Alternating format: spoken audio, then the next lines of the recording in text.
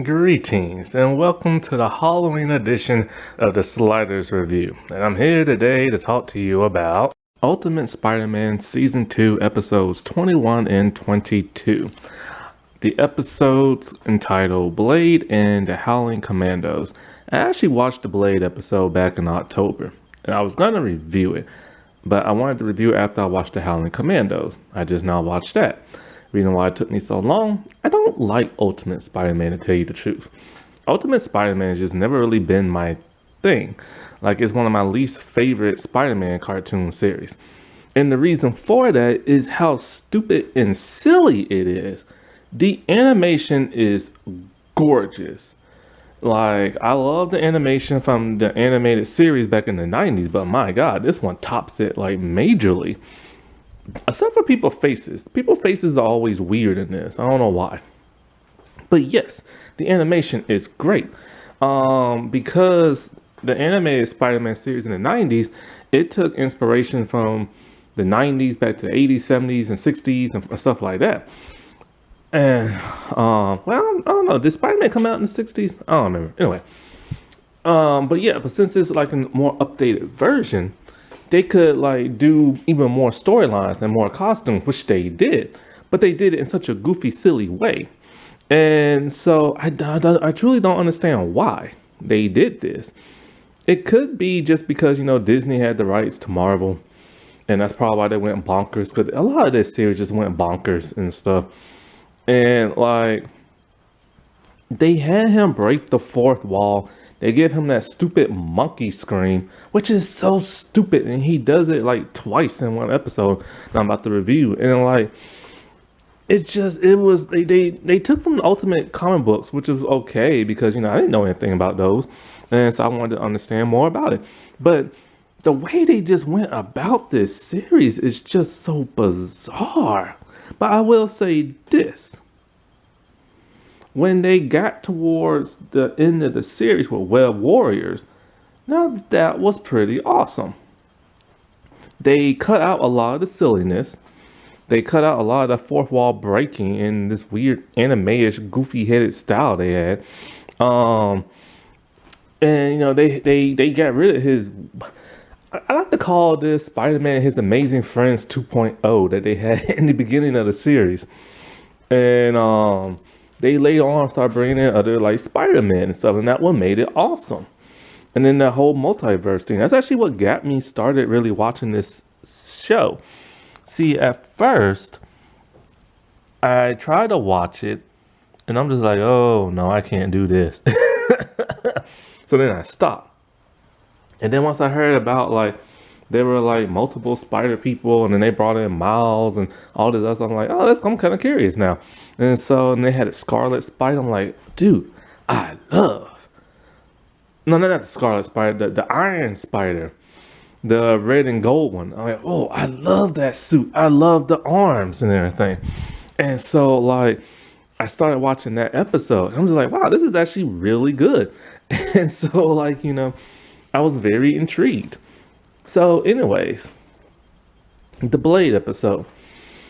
This Blade is voiced by occasional idiot Terry Crews. And I have to say, even though he is an occasional idiot, he actually does a really good Blade voice. And the design of this Blade is completely different from that of the animated series. The one from the animated series is one from the older Blade comics when he had that design. And this design has more of his newer look that was more inspired by somewhat the Wesley Snipes movies and the Sticky Fingers TV series they had of Blade. So it's more based off that, with the bald head and the tattoos around the bald head, and like his gear, no trench coat and stuff like that. So they took inspiration from that and from the Ultimate side. So it has a really cool thing. It has his really cool like throwing weapons and like all kind of cool stuff, and his sword from like the movies. And you know, I do like this upgrade. And so basically it starts off, it's Spider-Man and his Amazing Friends 2.0 that consists of Nova, Iron Fist, Power Man, Luke Cage, and who's the other person? White Tiger. And so, like, I never understood why they teamed him up with those heroes. It just doesn't make sense. It was literally like they were trying to do his Spider-Man and His Amazing Friends, from that older cartoon series that showed him team up with Iceman and I forgot Fire something. Was it Firestar or something? I don't know. I can't remember her name. And so, like, yeah, it's just and they're teen versions. I hate when they make superheroes in the teens. Like, you know them as adults in the comics, but then they make them teenagers for the show. The only one who ever did that justice was X-Men Evolution. There, it just made sense, and they worked it. Like, that was the first time I ever thought, okay, this is what it's like to be like a teenager with mutant powers.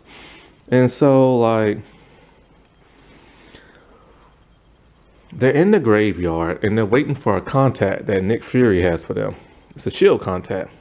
Well, they get attacked by vampires. Now, these vampires are completely different. These are a little bit more in line with kind of some of the ones from the Blade animated series. No, not Blade anime. Blade anime. That's actually a thing. Check it out. It's on YouTube. And so, like, they're waiting. They're getting attacked by those vampires. Now, those vampires are more like shadow creatures. I gotta say, I'm intrigued by this like new interpretation of vampires. And basically, when you make them go splat, they just poof in the thin air and stuff. So that's kind of neat. I'm kind of hoping when they do the whole Mahershala Ali Blade series of movies, I hope they kind of take more inspiration from these shadow creatures. Because I'm getting kind of tired of the same old vampires over and over and over, always looking the same. They need to be changed up. And also, it's going to be PG. So, you know, the MCU Disney isn't going to want to have all this blood and stuff. So doing the shadow thing would be neat. So they fight them off, and then they can't really defeat them all that well. But then here comes Blade, and he's kicking all kind of butt. And so the whole team is impressed by Blade. Spider-Man is not. He's being his typical jerk self, which is something Spider-Man is very known for being in the comic books. And it's something in the live action movies you don't see that much, especially in the Tom Holland kind. Like, he's supposed to be this mouthy, like, jerk of a person who's like a loner. So anyway, the team's all impressed by Blade. Spider-Man is not. He tells them that he's their contact, and so they go up to the Tricarrier and they talk to like Fury and stuff, and Blade and Fury cannot get along. I forget why, because I don't like this episode all that much. I don't even like this series. That's why it took me so long to review it. And so, like, they're looking for these ancient artifacts that Dracula is looking for. Now, this Dracula is basically your typical big, bulky, long-haired, like, Dracula. And he wants to enslave the world, of course. And he wants this magical artifact. Put both of them together and wreak all kind of havoc. So Blade's reluctant to work with them, so they go, and then he does work with them. They fight Dracula and his vampires. They get the artifacts, but Dracula has something up his sleeve. This Dracula has all kind of powers, man. He can teleport, he can mind control, like all kind of stuff. So he brainwashes Spider-Man's team and turns them against him. But Spider-Man, I think, does Spider-Man have one of the artifacts or not? I can't remember if it's been a month since I saw this entire episode. And so his team is captured. I think he has the artifacts. Let's just say he does. And so Blade is now gone from the series. And Fury tells him, here's your new team. And it's the Howling Commandos. It consists of like, Frankenstein monster, werewolf by night, and I think in Satu, the mummy or something like that. And the Howling Commando, this is the second incarnation. The first one used to hang with Steve Rogers back in like the wartime, and they was actually just human soldiers. That's it. But then sometime a couple of decades later, they decided to turn them into horror movie creatures and stuff. The second incarnation, and they take the name Howling Commandos from the spooky the night thing.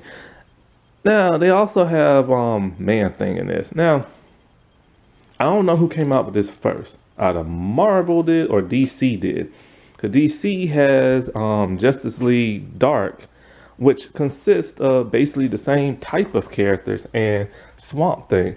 So somebody copied from another person and stole. Okay, so episode 22, the Howling Commandos. I think Dracula does escape with the artifacts, I think. Yeah, that makes sense. Because why would he bring in a new team and all this other crap? So yeah, he does still like the artifacts, why not? I don't know if Spider-Man actually stole one back or not. They might each have one. Anyway, so I actually, tell you the truth, I actually kind of like the Blade one a little bit slightly better. The Howling Commandos episode is a little too campy for me, especially with the movie monster look and then that strange twist at the end. Basically what happened is that the new team, they work with Spider-Man, of course, they don't all get along. They fight his old team of the Amazing Spider-Man 2.0. And so Blade ends up joining the fight because he really didn't want to and stuff. And somebody can't get along with, I know the werewolf dude can't get along with somebody. I think it's Blade. Yeah, it's Blade. And it turns out that used to be Blade's old team. I don't like it when they put Blade with a team. I like it when he's just doing his solo thing. They even do that in like the movies and stuff. And so like, so that's why there's tension between him and the werewolf dude. And so both teams are like fighting. You got the Howling people, and then you got Spider-Man and his friends. At some point in time in this episode, they go back. Oh, now I remember. The mummy dude asks Spider-Man, "You have any loved ones?" He's like, "Yeah, what does that have to do with anything?" And he's all like, because Dracula can like read your mind and all this other stuff, and he attacks people's loved ones. So then they go to Aunt May's house, and she's there as dressed as a witch, and she's doing a trick-or-treating, kids are doing a trick-or-treating thing, and she assumes that the Howling Commandos are a bunch of kids dressed up. And then, so Peter takes off his mask to ensure her that it's him. And then he's all like, oh crap, I just revealed my secret identity. But she thinks he's just wearing a lame costume of Spider-Man. Because she don't like Spider-Man. The animation on people's faces is just strange. Like everything else is great, but their faces is just weird. Mostly Peter's and Aunt May's and stuff. So anyway, oh, I forgot. This Spider-Man is voiced by Drake Bell, who's an occasional idiot himself. And I will say, he does a pretty good job voicing Spider-Man. You know, sometimes his voice goes a little high pitch. It's sad how he turned out. Anyway. But he got what he got. So be punished. Anyway. So in a way, like I said before, both teams fight. Dracula gets defeated and just runs away. They don't even truly defeat him. Then the big twist at the end comes, and I did not see this coming. I will give them props for bringing this twist on, but it was kind of like a lame twist. It's like, why? Why would he do this after all this time? And with no type of build-up. I hate when characters do this like out of nowhere. Like give a little hint they're going to do this. So the mummy, after getting the 2 artifacts, he decided, hey, now's the perfect time for me to rule the world like I was going to do many years ago, but he was unable to. But the artifact's going to give him the ability to do it. So he combines both of them. He turns giant. And so, yeah, he's now freaking giant, and he's trying to enslave the world. But so they tell him, like, dude, we worked together for so many years. Why are you doing this? And so he said he'll spare them as he goes and like take over like the city and all this other crap.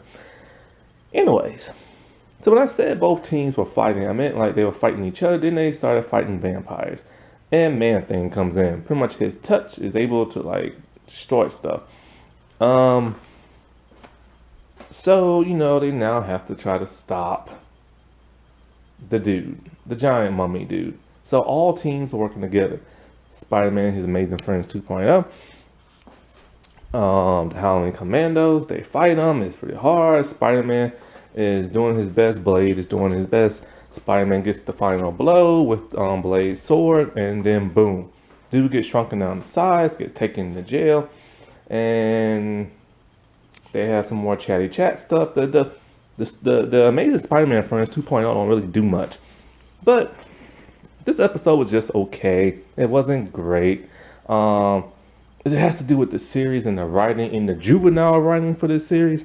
I don't understand why they have such a mature style of animation, but the show is for like little baby kids. Like I don't understand that. And so like this was in the second season. And so it's just, man, I don't know. If you like this, good for you. I still prefer Spider-Man the animated series. But like I said before, this does get good towards the end with the Web Warrior storyline. So, and they do make some interesting changes because they have like so many now new decades of comic books to work from. So they have like anti-venom and all this other stuff, and it just I like the combination which they did. I just wish they could have added the original Scarlet Spider instead of the newer version where he's all like grumpy and stuff. But he still has a cool costume and has a cool backstory, origin and stuff. That wasn't that spooky. Alright, well, I shall talk to y'all later. Bye.